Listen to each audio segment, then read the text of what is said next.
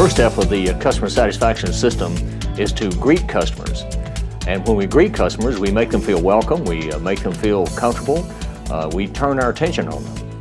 The greet step is the important piece to set the stage with the customer. It's the first impression that they have. First impressions are lasting impressions. They are what you're going to remember the person by. I greet people with a smile, and I always try to look them in the eye. Making the eye contact, making them feel comfortable. I think that gets skipped a lot. In the beginning, I didn't do the greeting well with my internal customers at all. And in the very beginning, when it was brought to my attention, was very defensive. You know, you're not my concern. I need to get back to my customer. We're here for the customers. Certainly the way you greet a customer initially on the phone is very, very important. I think electronically is also a challenge because we can't control tone in our emails.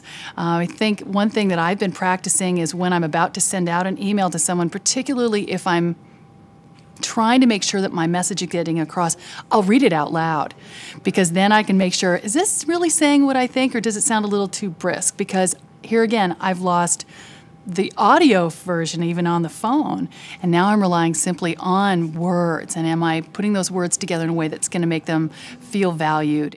The second step of the system is to value customers. We say things like, you're very important, that you pay my salary, that there's something about you I like. Step number 2, value. There's something I like about this person. Repeating that in my mind as I'm talking to them on the phone. I think a person can tell right away if you value them across the phone. The one that I embraced the most was value, because I think that when you value someone, you are more likely to really want to provide a service for them. If I don't value someone, I'm just going through the motions, and it shows. It shows in everything that you do. I really value people now.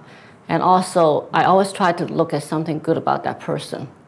And the next one is to ask how we can help customers. When we ask how we can help them, we find out what their needs are, we find out why they contacted us.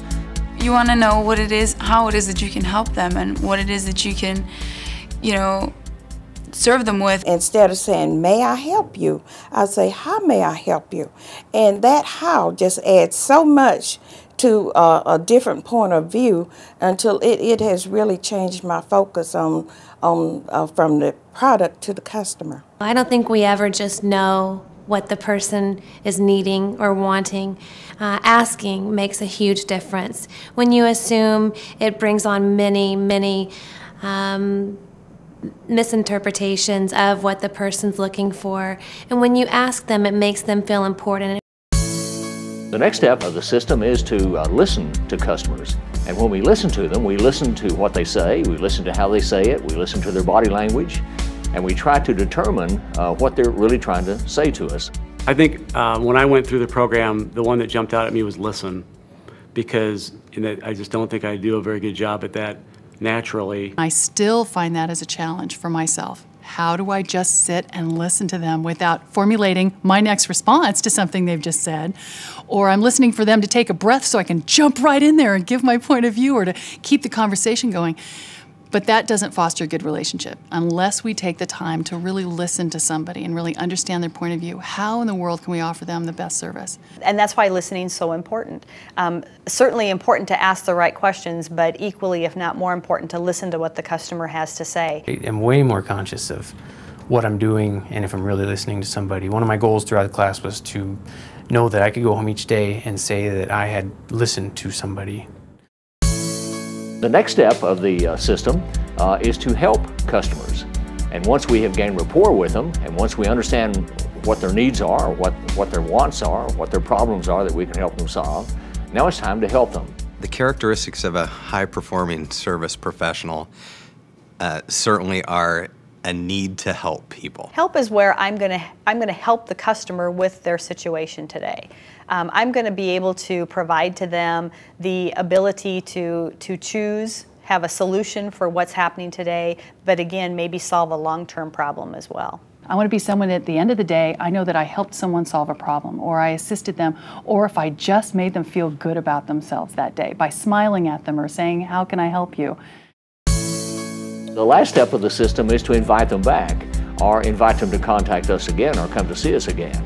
I found the invite step actually one of the most entertaining. I made a conscious effort when I was a student in the class to just try that. When people leave my office to say, come again. Inviting people back. I tend to want to skip that. I think you have to leave them wanting to come back. And that invite back might be a, hey, by the way, there's something else we have out there. It might be, by the way, yeah, we have an investment management outlook that's out on our internet site.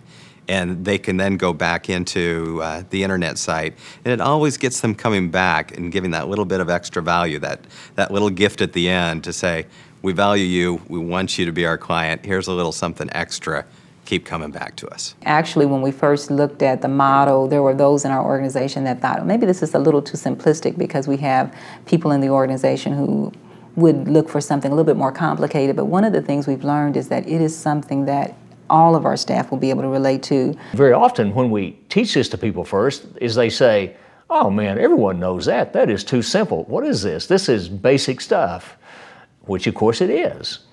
But then we ask them, okay, think of the last 10 people that you did business with and what percentage of them actually did these steps. Well, whoa, that puts it in a totally different framework.